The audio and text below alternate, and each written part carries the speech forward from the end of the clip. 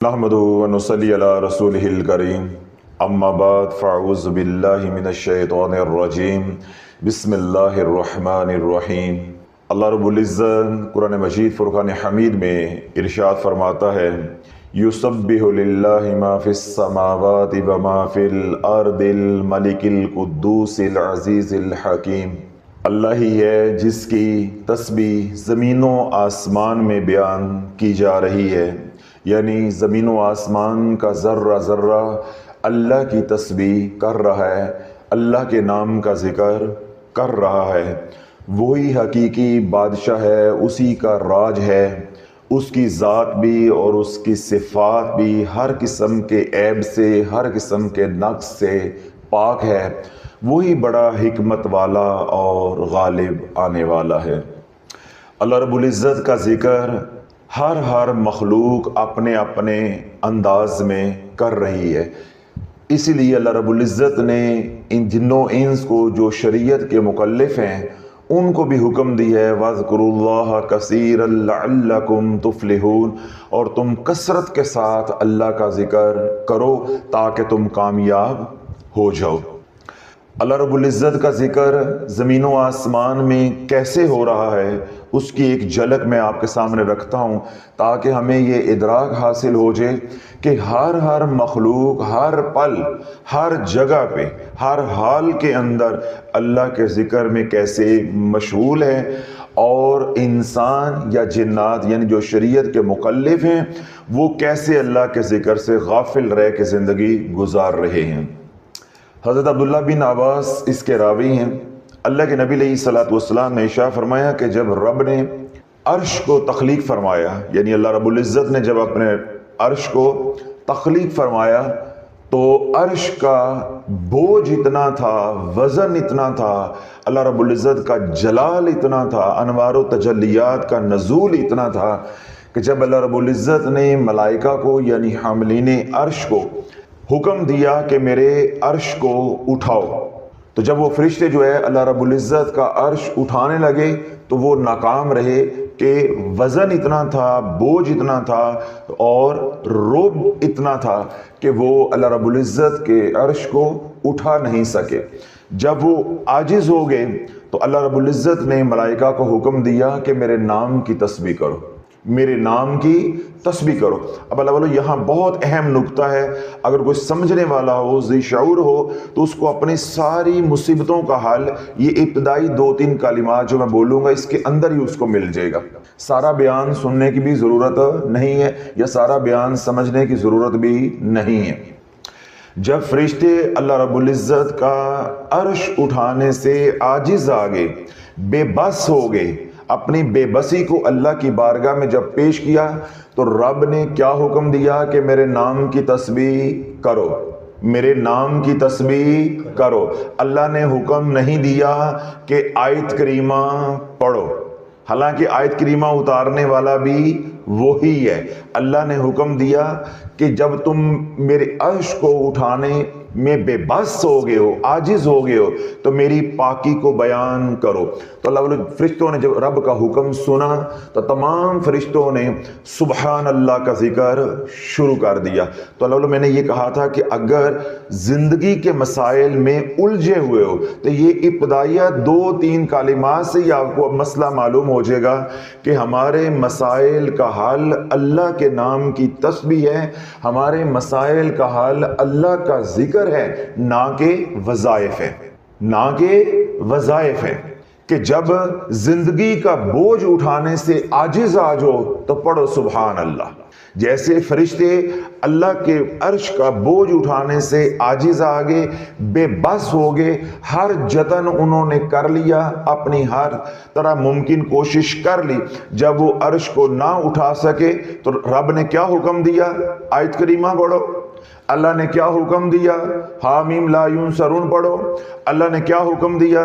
سورۃ المومنون کی آخری 4 آیات پڑھو، یہ حکم دیا؟ یا حزب البحر کا حکم آ گیا، دعائے سیفی کا حکم آ گیا؟ نہیں، حکم آیا میرے نام کی پاکی بیان کرو، میری ذات کی پاکی بیان کرو، میری صفات کی پاکی بیان کرو۔ تو جب رب کی پاکی کو بیان کیا تو وہ اس کی ذات کی بھی ہو گئی، اس کی صفات کی بھی ہو گئی۔ جس نے کہا سبحان اللہ، تو سبحان اللہ کا کیا مطلب ہے؟ ایسی ہستی جس کی ذات میں اور صفات میں کوئی عیب نہیں ہے، کوئی نقص نہیں۔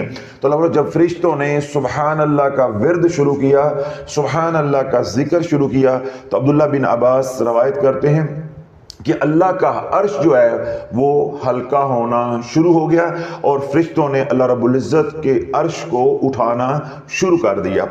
اب یہ اللہ کا ذکر یا سبحان اللہ کا یہ ورد جو ہے یہ چلتا رہا ایک زمانہ تک۔ فرشتے جو ہے وہ تمام فرشتے جو اللہ رب العزت کے عرش کو اٹھائے ہوئے ہیں، حاملین عرش ہیں، وہ ایک ہی ذکر کرتے رہے، سبحان اللہ سبحان اللہ سبحان اللہ، یعنی ہر پل ہر لمحہ سبحان اللہ کا ورد ہو رہا ہے، سبحان اللہ کا ذکر ہو رہا ہے، یہاں تک کہ سیدنا آدم علیہ السلام کی تخلیق کا وقت آ گیا۔ جب سیدنا آدم علیہ السلام کی اللہ رب العزت نے تخلیق فرمائی اور روح پھونکی تو سیدنا آدم علیہ السلام کو چھینک آئی۔ کیا آئی؟ چھینک آئی۔ جب چھینک آئی تو اللہ رب العزت نے سیدنا آدم علیہ السلام کے قلب کے اوپر تجلی فرمائی، القاء کیا کہ کہو الحمدللہ۔ کیا کہو؟ الحمدللہ۔ تو جب سیدنا آدم علیہ السلام نے چھینک آنے کے اوپر کہا الحمدللہ تو فرشتوں کو یہ ذکر بہت پیارا لگا، تو رب کی بارگاہ میں التجا کی، یا اللہ یہ کلمہ تو بہت عظیم ہے، کیا اس کو ہم بھی پڑھ سکتے ہیں؟ ہم بھی اس کا ورد کر سکتے ہیں، ہم بھی اس کا ذکر کر سکتے ہیں، ہم بھی یوں تیری حمد جو ہے کر سکتے ہیں، یعنی تیری تعریف جو ہے یوں کر سکتے ہیں۔ تو رب نے ملائکہ کو یعنی حاملین عرش کو اجازت دے دی، تو یوں پھر یہ ذکر بن گیا سبحان اللہ الحمدللہ، یعنی ایک ذکر پہلے چل رہا تھا سبحان اللہ کا، اور ایک ذکر جو ہے سیدنا آدم علیہ السلام کی بدولت جو ہے وہ ان کو مل گیا۔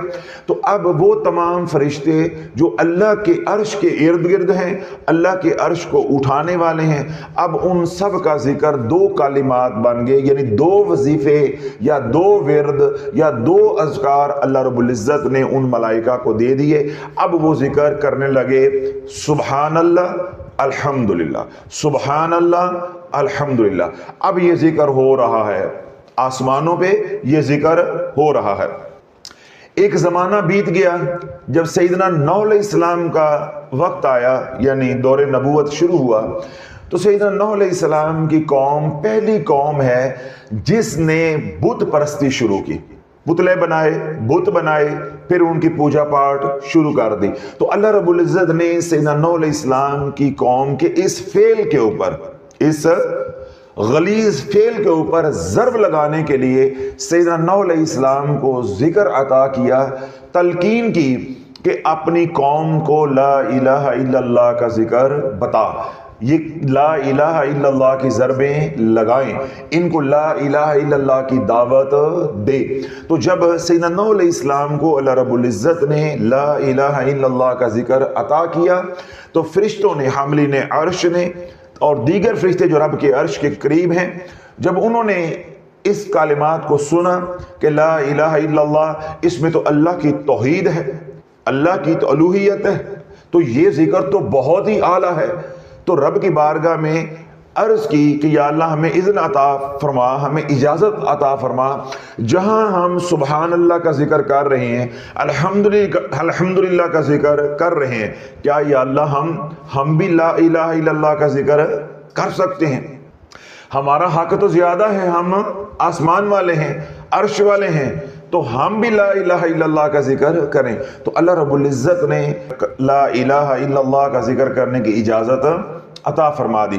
تو اب پہلے ذکر ہو رہا تھا سبحان اللہ کا، پھر ذکر ساتھ شروع ہو گیا الحمدللہ کا، اور اب ساتھ ذکر شروع ہو گیا لا الہ الا اللہ کا۔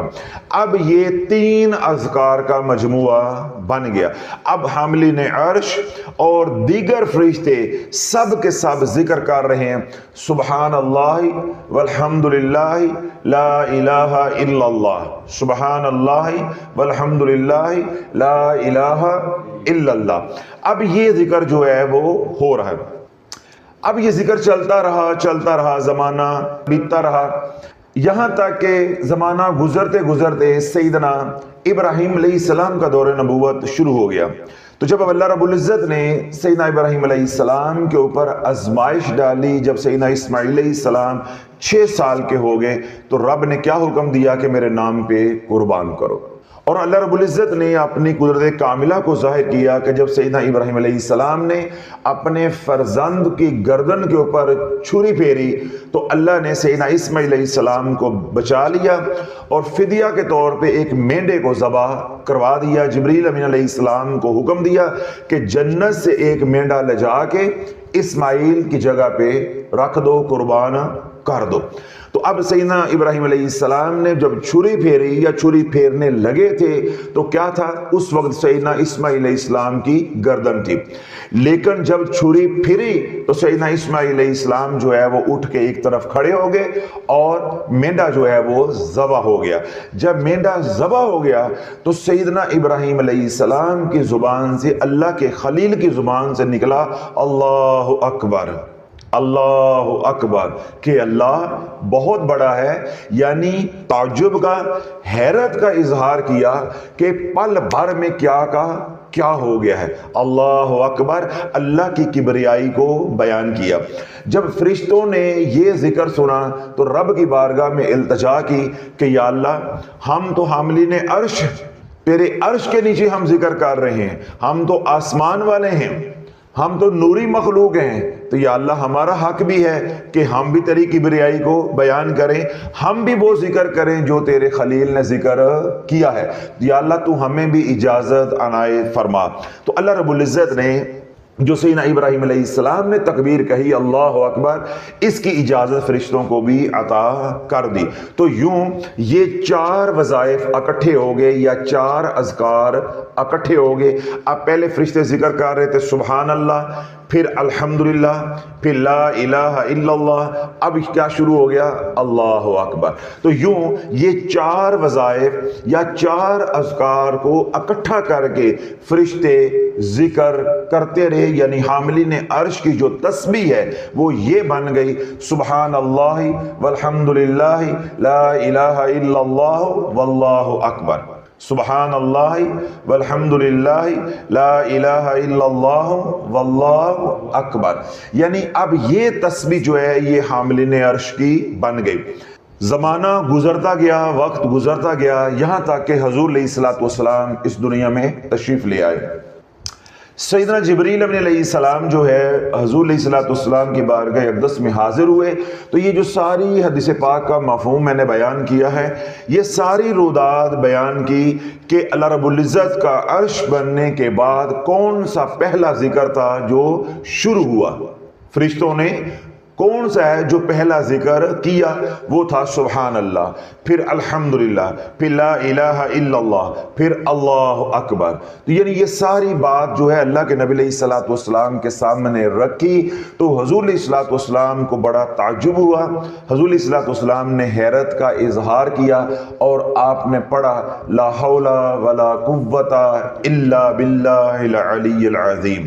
تو جو ہی یہ کلمہ جبریل امین علیہ السلام نے حضور علیہ السلام کی زبان نبوت سے سنا تو جبریل امین علیہ السلام نے تمام ملائکہ کو حکم دیا کہ جو تسبیح کر رہے ہو سبحان اللہ والحمدللہ لا الہ الا اللہ واللہ اکبر، اس کے ساتھ اس کو بھی جمع کر لو، اس کا بھی اضافہ کر لو۔ اب تم رب کی تسبیح یوں کرو گے سبحان اللہ والحمدللہ ولا الہ الا اللہ واللہ اکبر لا حول ولا قوت الا باللہ العلی العظیم۔ یعنی اب یہ کلمہ تمجید اس کو ہم کہتے ہیں اپنی زبان میں، یا تیسرا کلمہ بھی ہم اس کو کہتے ہیں۔ تو اب اللہ بولو یہ جو ذکر ہے یہ مجموعہ بن گیا۔ کیا بن گیا؟ مجموعہ بن گیا۔ اب یہ جو تیسرا کلمہ ہے یا تیسرا کلمہ تمجید جو ہے یہ 5 وظائف کا مجموعہ ہے۔ کتنے وظائف کا؟ 5 وظائف کا، یعنی جس بندے نے یہ کلمہ پکڑ لیا، یعنی اس کی ریاضت شروع کر دی یا اپنے معمولات میں شامل کر لیا یا اس کی چلہ کشی جو ہے وہ شروع کر لی، تو وہ بیک وقت 5 وظائف کر رہا ہوگا۔ کتنے؟ 5۔ اللہ بولو میرا 5 کہتے منہ بھرتا جا رہا ہے کہ میں منہ پھاڑ پھاڑ کے منہ بھر بھر کے کہہ رہا ہوں 5 وظائف۔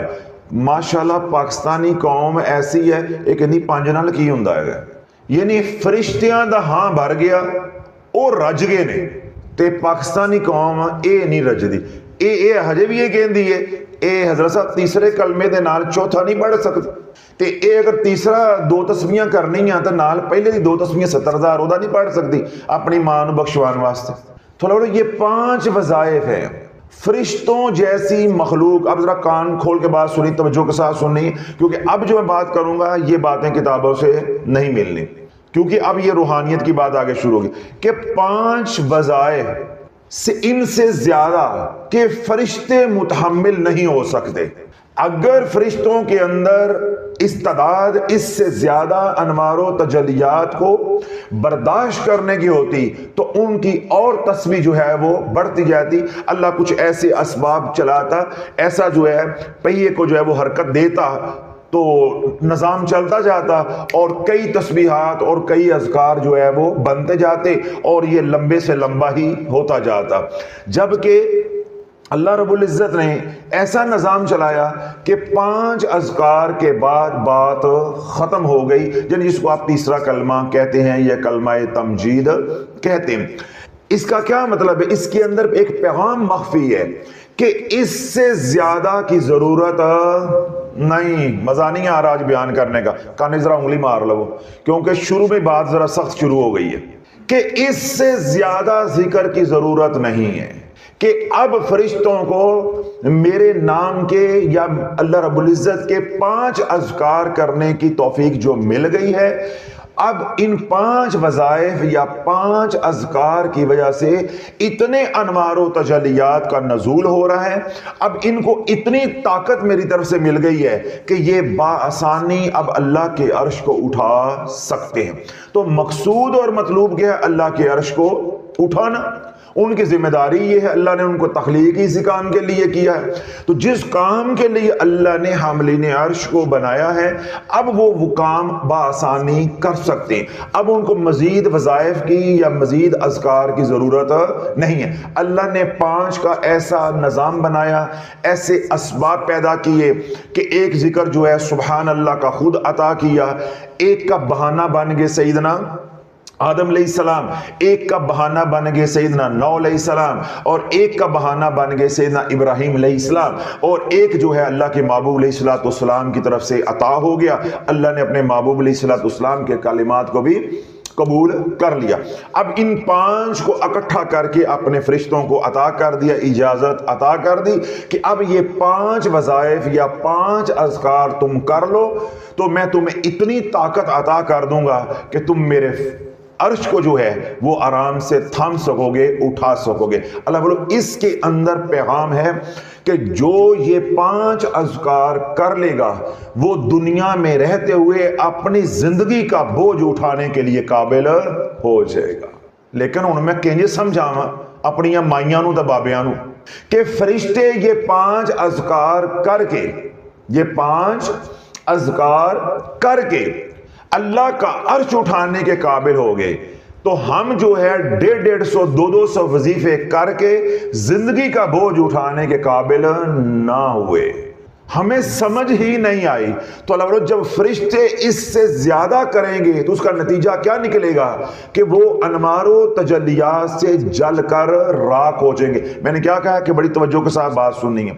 اللہ نے ان کا جو ذکر ہے یا تسبیح ہے اس کے اندر مزید اذکار یا وظائف کیوں نہیں بڑھائے یا کلمات کیوں نہیں بڑھائے کہ مزید فرشتوں کو ضرورت نہیں ہے، مزید وہ انوار و تجلیات برداشت نہیں کر پائیں گے۔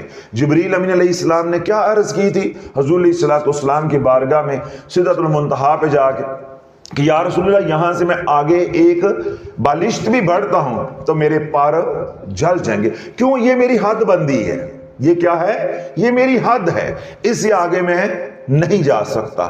اسی طرح فرشتوں کے ذکر کی یہ حد ہے، نوری مخلوق کی یہ حد ہے۔ خاکی چوڑ ہو گئی ہے، خاکی کو مفت وظیفے مل رہے ہیں، خاکی کہندی اے بھی پڑھ لو تے اے بھی پڑھ لو، اے بھی کر لو تے اے بھی کر لو، اے چھڑ دو تو اے پڑھ لو۔ خاکی نے تو تسبیح عجیب بنائی ہوئی ہے۔ فرشتوں کو میرے رب نے جو ذکر دے دیا ہے، جب کا دیا ہے، تب سے لے کے قیامت تک یہی ذکر چلنا ہے، یہی ذکر چلنا ہے، اور اس کے انوار و تجلیات بڑھتے جائیں گے، بڑھتے جائیں گے، اس کی تاثیر بڑھتی جائے گی، اس کے فیض و برکات بڑھتے جائیں گے۔ اللہ بولو اگر فرشتوں کو رب اور ذکر عطا کرتا تو پھر کیا تھا؟ ان کی برداشت کو بھی بڑھانا پڑتا، ان کے ظرف کو بھی بڑھانا پڑتا، ٹھیک ہے، ان کی قوت جو ہے، طاقت جو ہے، اس کو بھی بڑھانا پڑتا، تب وہ چھٹا یا ساتواں یا آٹھواں ذکر جو ہے وہ برداشت کرتے۔ اب اللہ نے جو بنایا ہے، اللہ کی مصلحتیں ہیں، اللہ کی حکمتیں ہیں، وہ جانتا ہے۔ 5 اذکار کے لیے اللہ نے بنایا تھا، اللہ نے ایسا نظام چلایا کہ وہ 5 اکٹھے کر کے ان کو دے دیے، اور جس مقصد کے لیے پیدا کیا تھا اب وہ اپنے فرائض جو ہے بخوبی وہ سر انجام دے رہے ہیں، اب مزید اذکار کی ضرورت نہیں ہے۔ اللہ بولو ہمیں ایسی ٹھوکر لگی ہے، جہاں ہمارے پیشوا عقل سے فارغ ہیں تو قوم اس سے، امت اس سے زیادہ عقل سے فارغ ہے، کہ کسی نے نہیں سوچا کہ اللہ کا عرش اٹھانے والے صرف یہ ایک کلمہ پڑھ رہے ہیں، سبحان اللہ والحمدللہ لا الہ الا اللہ واللہ اکبر ولا حول ولا قوت الا باللہ العلی العظیم، تو وہ اللہ کے عرش کو اٹھائے پھر رہے ہیں۔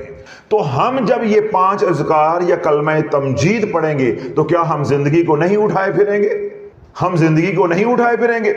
یہ کلمہ یا کلمہ تمجید فرشتوں کے لیے کافی ہو گیا، شافی ہو گیا، معافی ہو گیا، اور ہمارے لیے یہ کافی نہیں ہے، ہمارے لیے یہ کافی نہیں ہے۔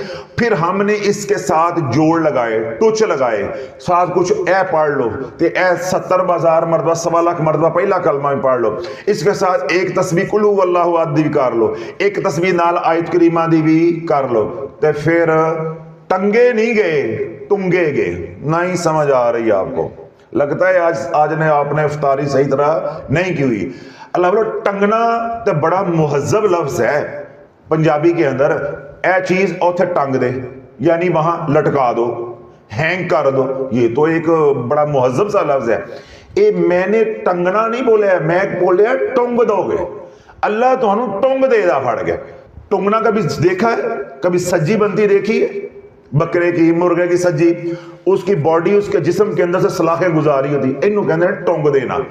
تو اللہ بولو جب ہم نے اذکار اتنے اکٹھے کر لیے تو پھر اسی ٹنگے نہیں گئے بلکہ ٹنگے گئے ہیں، تو ہم نے خود یہ کام کیا، تو رہی صحیح کسر ہمارے پیروں نے پوری کر دی کہ بھائی جب کائنات کا سب سے بڑا کام، سب سے بڑی ذمہ داری، اور سب سے حساس ذمہ داری، اور سب سے بھاری ذمہ داری وہ کیا ہے؟ اللہ کا عرش اٹھانا، تو وہ تیسرے کلمے کی طاقت کے ساتھ اٹھایا جا رہا ہے۔ تو میں نے تو زندگی کا بوجھ اٹھانا ہے، میں نے تو زندگی کا بوجھ اٹھانا ہے، تو میرے لیے کیا مشکل ہے، مجھے کیا ضرورت پڑی ہوئی ہے کہ ان کلمات کو یا ان 5 وظائف کو چھوڑ کے 6واں، 7واں، 8واں، 10واں، 11واں، 12واں، 150، 200، پھر 1500، 1600 وظیفے کرنے کا۔ اور بعض ماشاءاللہ آ کے آج کل کیا کہتے ہیں کہ حضرت صاحب نہ ہی پوچھو تو چنگا ہے، یہ 500 1000 والی گل نہیں آئی، تھوڑی مہربانی نہ پوچھو، بندے بیٹھے انہیں شرمندگی ہوندی ہے تو نہ پوچھو تو چنگا ہے، بیان سے تھوڑی بستی کر لیندے ہو۔ یعنی وہ کیا کہنا چاہتے ہیں کہ ہم اس سے بھی آگے بڑھے ہوئے ہیں۔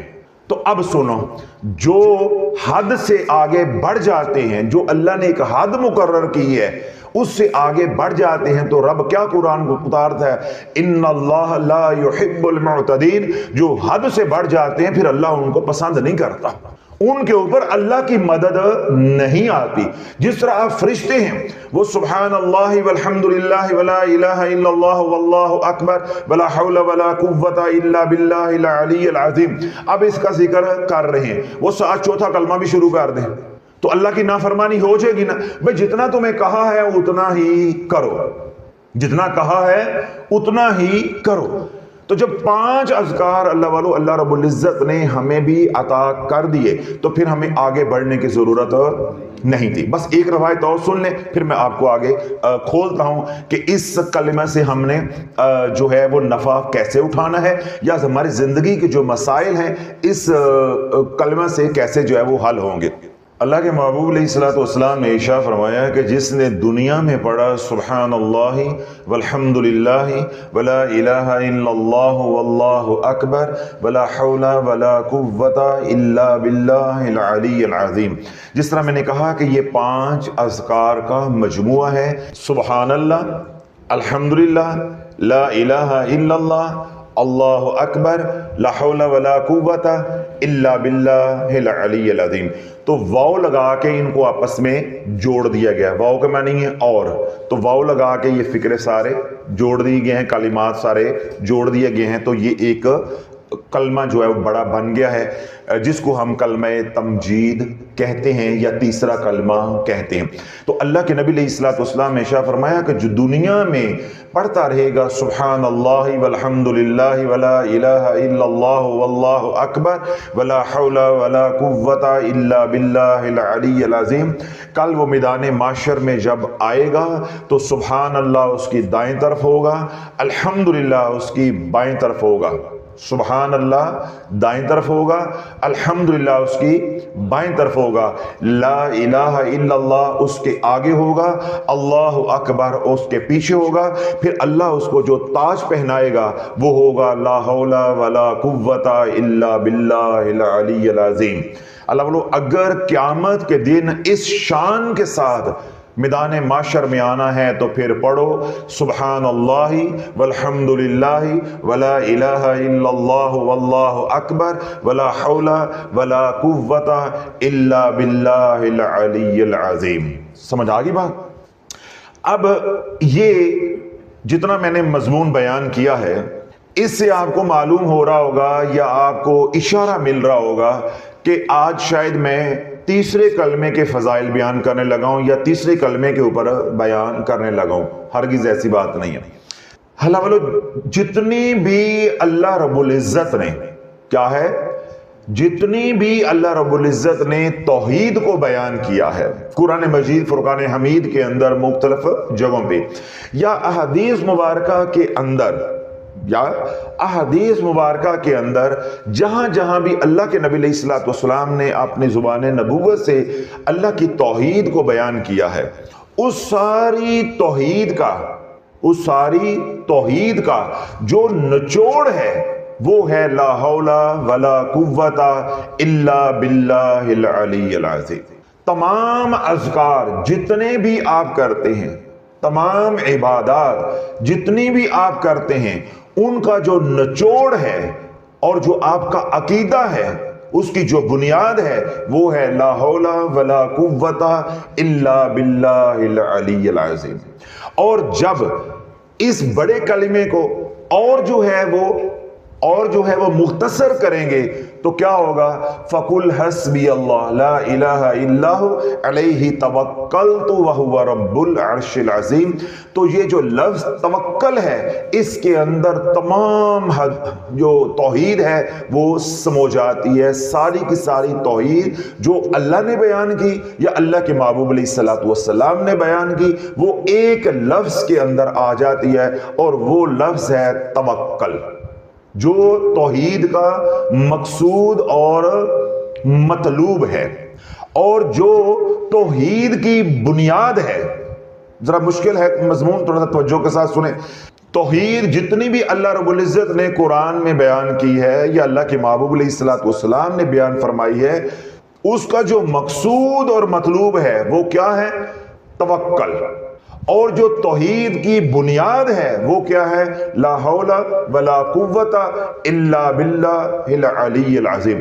تو اللہ بولو جس کو بنیاد مل گئی اس کو شاخوں کی ضرورت ہے، جس کو بنیاد مل گئی اس کو پتوں کی ضرورت ہے، جس کے ہاتھ میں بنیاد آ گئی اس کے ہاتھ میں سب کچھ آ گیا۔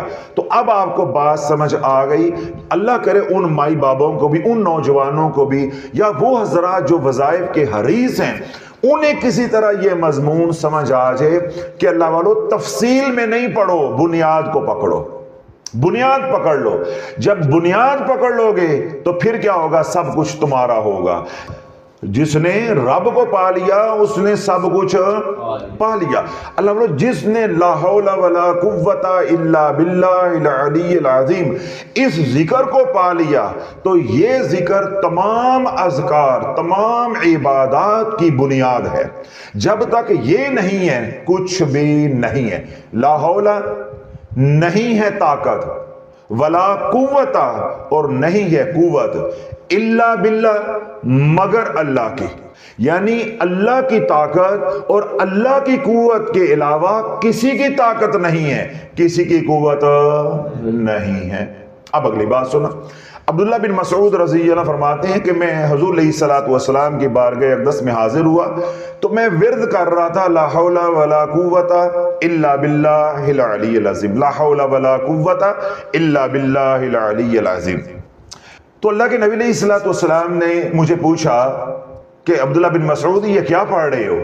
تو میں نے عرض کی یا رسول اللہ جو آپ نے جنت کے خزانوں میں سے خزانہ عنایت کیا ہے میں اس کا ورد کر رہا ہوں، لا حول ولا قوت الا باللہ۔ اللہ کے نبی علیہ الصلوۃ والسلام نے ارشاد فرمایا تمہیں معلوم ہے کہ لا حول ولا قوت الا باللہ جو ہے وہ کیا ہے؟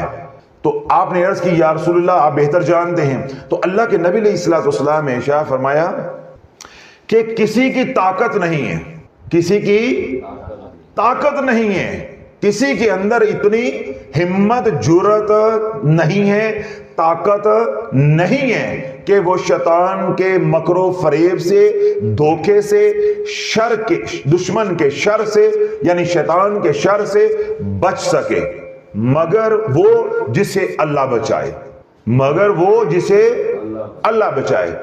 اور قوت نہیں کسی کے پاس، ہمت نہیں کسی کے پاس، توفیق نہیں کسی کے پاس کہ وہ نیکی کا کام کر سکے مگر وہ جس کو اللہ توفیق عطا فرما دے۔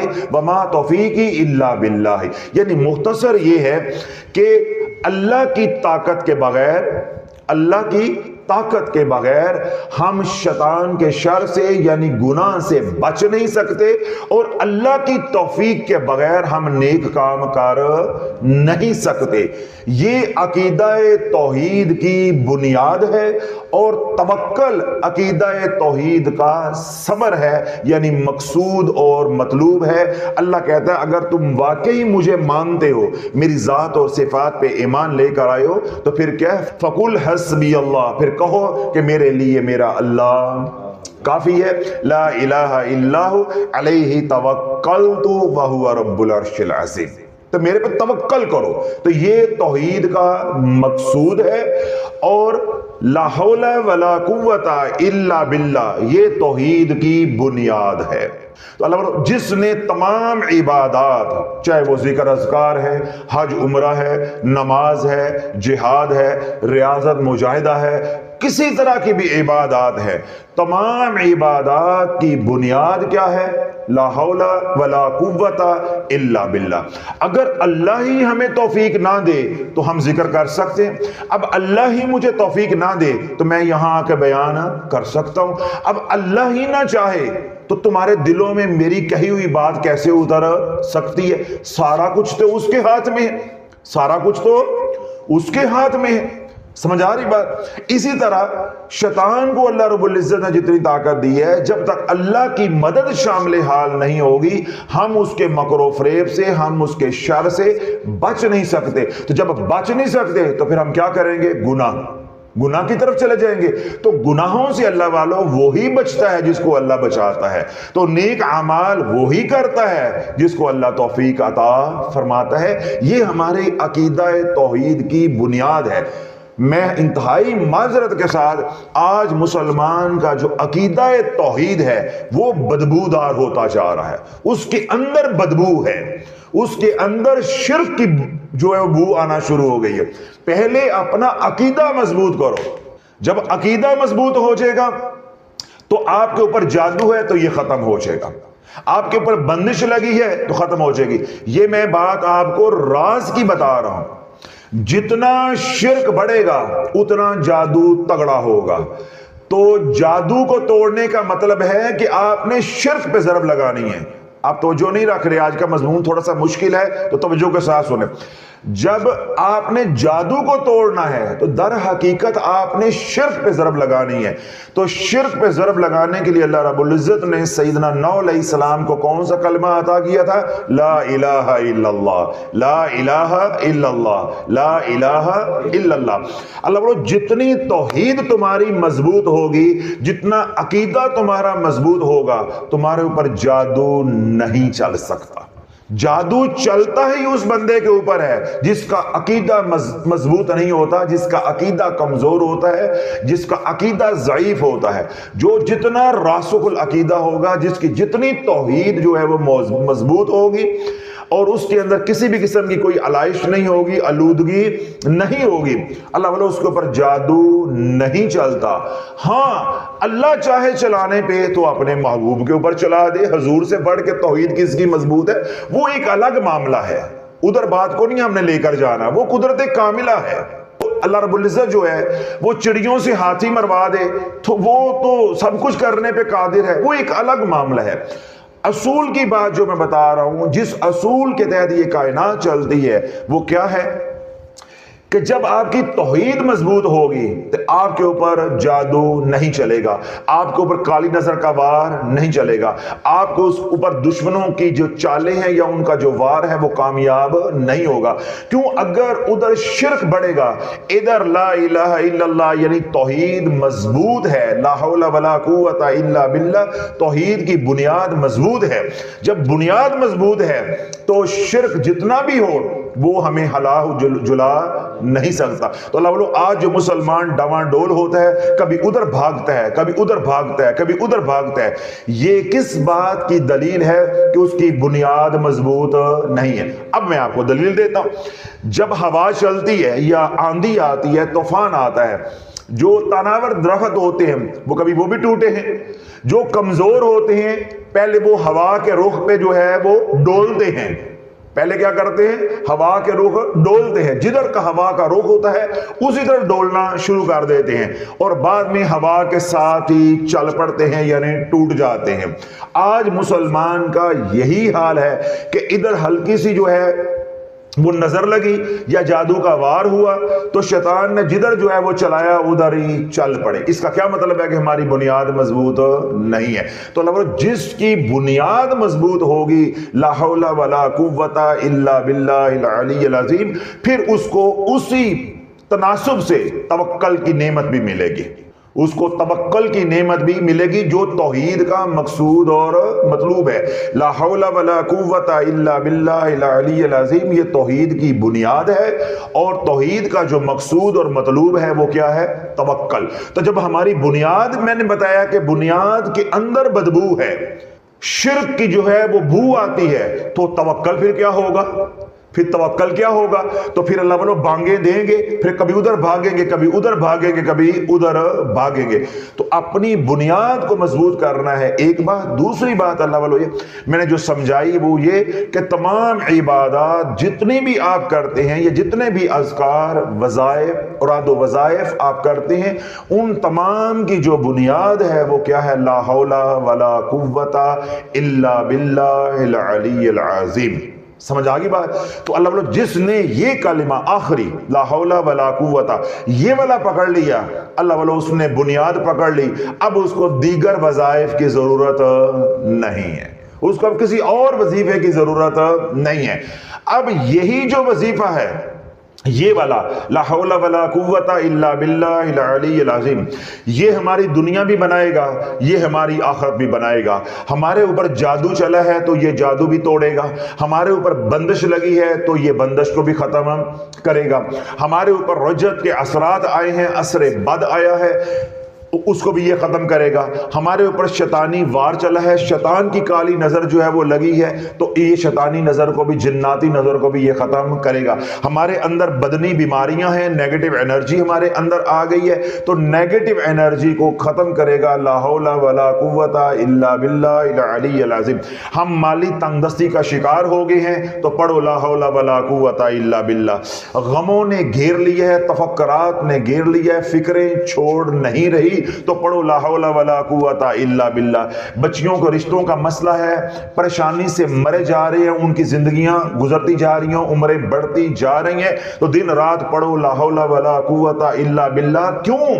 اللہ چاہے گا تو رشتہ ہوگا, اللہ نہیں چاہے گا تو رشتہ کیسے ہو جائے گا؟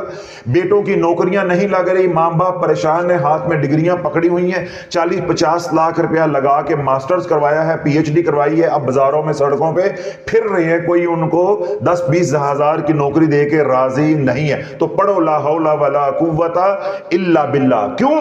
اللہ کو پیغام دو, اللہ کو بتاؤ کہ یا اللہ ڈگریاں نال کچھ نہیں بندا, کڑیاں سونیاں ہون تے حسن نال کچھ نہیں بندا, کام بننا ہے تو تیرے امر سے بننا ہے. کتنی حسین شہزادیاں ہیں گھر بیٹھی رہ جاتی ہیں, کوئی ان کو لینے والا نہیں ہوتا, اور جن کی شکل و صورت جو ہے پوری سوری ہوتی ہے, لیکن میرے رب کا امر آ جاتا ہے تو اللہ ایسے اسباب پیدا کر جاتا ہے کہ لوگ انہوں نے چم چٹ کے لے جاندے. جو حسین و جمیل ہوتی ہیں وہ اکثر اوقات یا طلاق لے کے واپس آ جاتی ہیں, بیوہ ہو جاتی ہیں, گھر بیٹھ جاتی ہیں, یا سرے سے ان کے رشتے ہوتے نہیں. کیوں؟ ان کی نگاہ اپنے حسن کے اوپر آ گئی, ان کی نگاہ اپنی تعلیم کے اوپر آ گئی, ان کی نگاہ اپنی قابلیت کے اوپر آ گئی, ان کی نگاہ اپنے ماں باپ کے اوپر آ گئی کہ ہماری کوٹھی ڈی ایچ اے میں ہے, ایڈن ولاز کے اندر ہم رہتے ہیں, ٹھیک ہے, ہم کراچی طارق روڈ پہ رہتے ہیں, ہم بڑے امیر ہیں. جب ہمارا وقت آئے گا تو لوگوں نے تو جولیوں میں ڈال ڈال کے رشتے جو لے کر آنے ہیں, جی سانو دے دو, سانو دے دو, سانو دے دو. اب نگاہ کس پہ چلی گئی ہے؟ اسباب کے اوپر. تو جب نگاہ اسباب پہ چلی جائے گی, اللہ ضرب لگا کر دکھائے گا, اللہ ضرب لگا کے دکھائے گا. جن ماں باپ کی نگاہ چلے گی کہ میرا بیٹا فلان ڈگری کر رہا ہے, اے بس اے انج کیتی تے انج نوکری مل جانی ہے, اللہ نے کہا نا اے انج فارغ ہویا تے انج آ کے نے گھر بیٹھ جانا, میں دیکھوں گا نوکری کیسے مل جاتی ہے. تم نے یہ سمجھا ہوا ہے کہ تعلیم کے ساتھ رزق جڑا ہوا ہے. تعلیم ایک الگ نعمت ہے, رزق ایک الگ نعمت ہے. ملک ریاض نے کون سی پی ایچ ڈی کی ہوئی ہے, تو سارے ملک کو اس نے آگے لگایا ہوا ہے. سمجھ آ رہی بات؟ اس نے کون سی پی ایچ ڈی کی ہوئی ہے. اس کا مطلب کیا مطلب ہے کہ تعلیم ایک الگ معاملہ ہے, رزق ایک الگ معاملہ ہے. تو ہماری جب نگاہ چلی گئی قابلیت کے اوپر, ڈگری کے اوپر, حسن کے اوپر, یا اپنے اثر و رسوخ کے اوپر, یا اپنی تعلیم کے اوپر, تو اللہ والو یہ توحید کی نفی ہو گئی, یہ لا حول ولا قوت الا باللہ کی نفی ہو گئی. یہ ہم نے بنیاد کے اندر پانی ڈال دیا, بنیاد ہم نے کچی کر دی.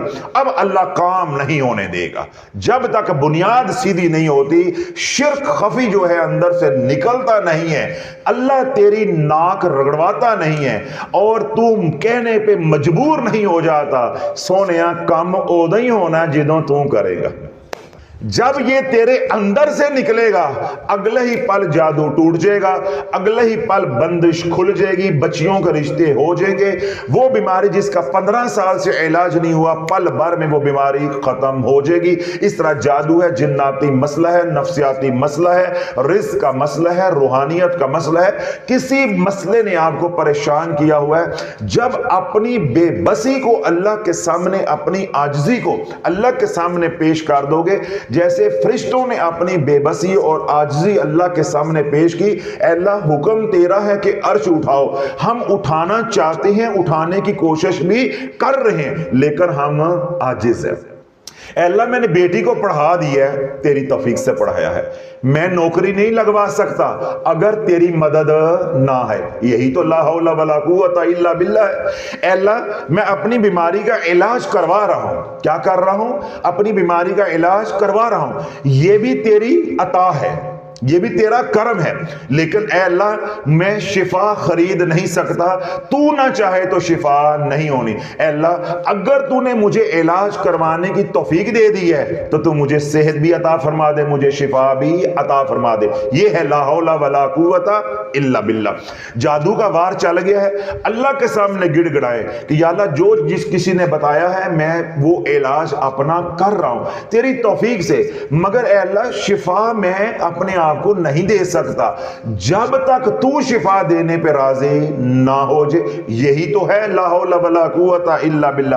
اے اللہ بیٹی جوان ہو گئی ہے، اس کو تیری توفیق سے تیرے کرم سے پڑھا بھی دیا ہے، تربیت بھی کر دی ہے۔ اے اللہ اسباب کے درجے میں رشتہ بھی ڈھونڈ رہے ہیں، رشتہ نہیں ہو رہا۔ اے نیلی چھت والے تو نہ چاہے تو رشتہ کیسے ہو جائے گا؟ تو نہ چاہے تو رشتہ کیسے ہو جائے گا؟ لا حول ولا قوت، تو توفیق نہ دے، تیری قوت شامل حال نہ ہو، مدد شامل حال نہ ہو۔ اے اللہ ایک پردے میں ہو تو میں تب نہیں ڈھونڈ سکتا، تو رشتہ فرض کرو کراچی ہے تو مجھے کیا معلوم ہے، رشتہ جو ہے ساتھ والے گھر میں تو مجھے کیا معلوم ہے، جب تک تیری مدد اے اللہ نہیں آئے گی تو میں کامیاب نہیں ہو سکتا۔ یہ ہے اللہ والا لا حول ولا قوت الا باللہ۔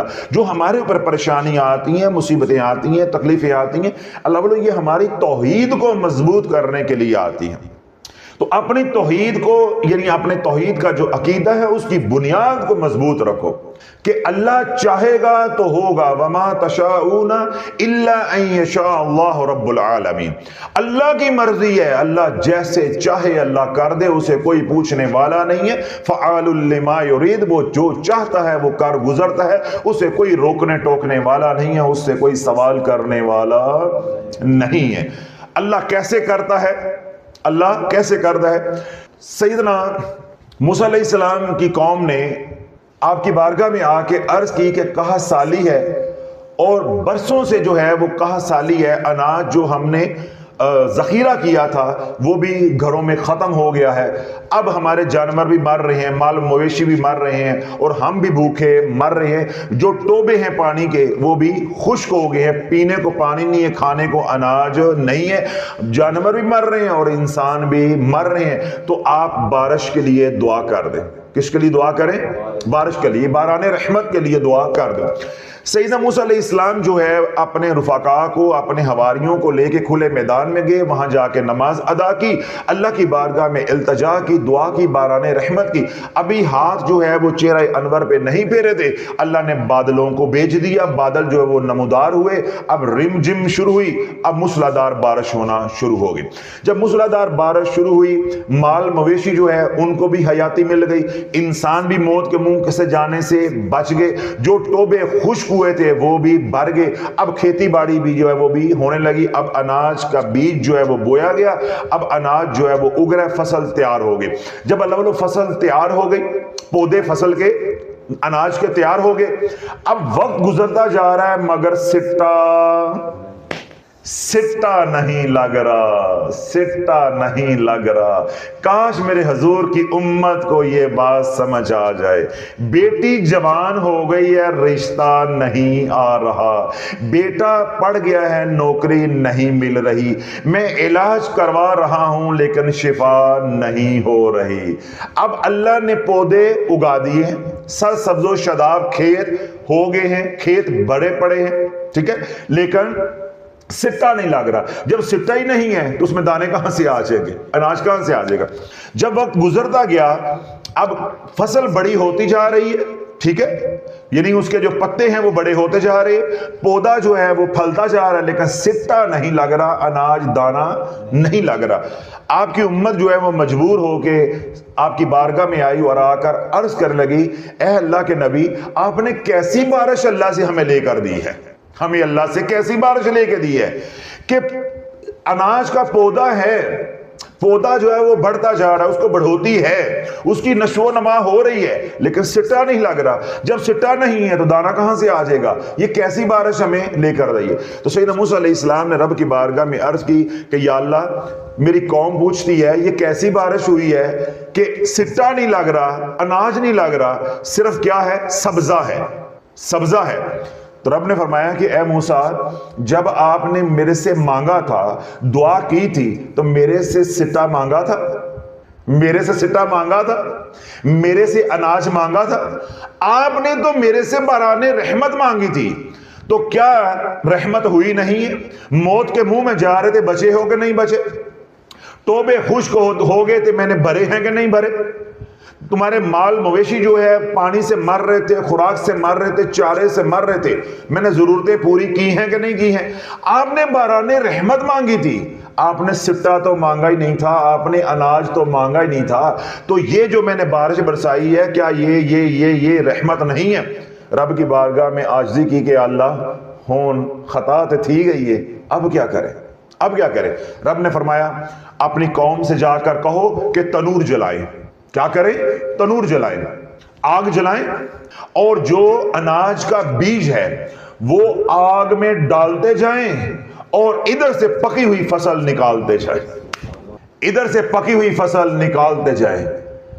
اللہ کی بارگاہ میں عرض کی یا اللہ بیج اناج کا آگ میں ڈالیں اور ادھر سے پکی ہوئی فصل نکال دیں، یا اللہ بیج تو زمین میں ڈالنا ہے۔ تو رب نے فرمایا مرضی تیری نہیں چلنی، مرضی میری چلنی ہے، میں زمین کے ذریعے نکالوں یا میں پھر آگ کے ذریعے نکالوں، مرضی میری چلنی ہے، میں تیرا گھر بیٹھے جادو توڑ دوں یا پھر شافی کے پاس بھیج دوں، مرضی میری چلنی ہے، میں گھر بیٹھے تجھے شفا دے دوں یا تجھے ذلیل کر کے آغا خان تک لے جاؤں، مرضی میری چلنی ہے۔ تو اللہ بولو جب اللہ کی مرضی چلنی ہے تو اللہ سے مدد مانگ لو، اللہ تمہارے لیے آسانیاں کر دے گا، اللہ تمہارے لیے آسانیاں کر دے گا۔ تو اللہ بولو تمام اعمال کی بنیاد توحید کے اوپر ہے، اور توحید کی بنیاد ہے لا حول ولا قوت الا باللہ۔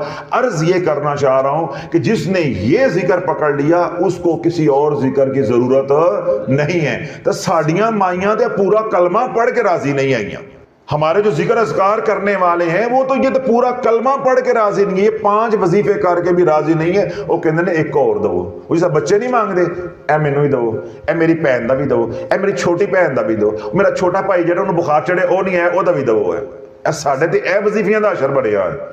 یعنی 5 وظائف کا یہ مجموعہ ہے، تو 5 وظائف کا مجموعہ کر کے بھی کہتے ہیں یہ نہ پڑھ لے یہ نہ پڑھ لے۔ تو اللہ بولو جب حد سے بڑھے تو پھر انہی وظائف کا جلال ہمارے پہ پڑا اور سب کچھ جل کر راکھ ہو گیا۔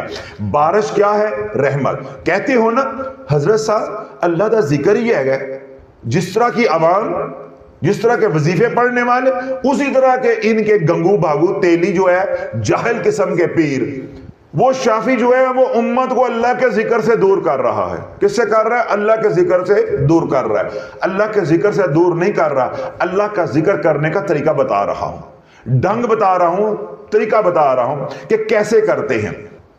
اللہ کا ذکر حضرت صاحب برکتی تو ہے، ثوابی تو ہے، نفعی تو ہے، جتنا مرضی کرو۔ رب خود فرماتا ہے، ہزاروں بار آپ خود قرآن کی آیت پڑھتے ہیں وَاذْكُرُوا اللَّهَ كَثِيرًا لَعَلَّكُمْ تُفْلِحُونَ، اور اللہ کا ذکر کثرت کے ساتھ کرو تاکہ تم کامیاب ہو جو۔ کبھی آپ ہمیں قرآن سناتے ہیں یا ایھا الذین آمنوا اذکروا اللہ ذکرا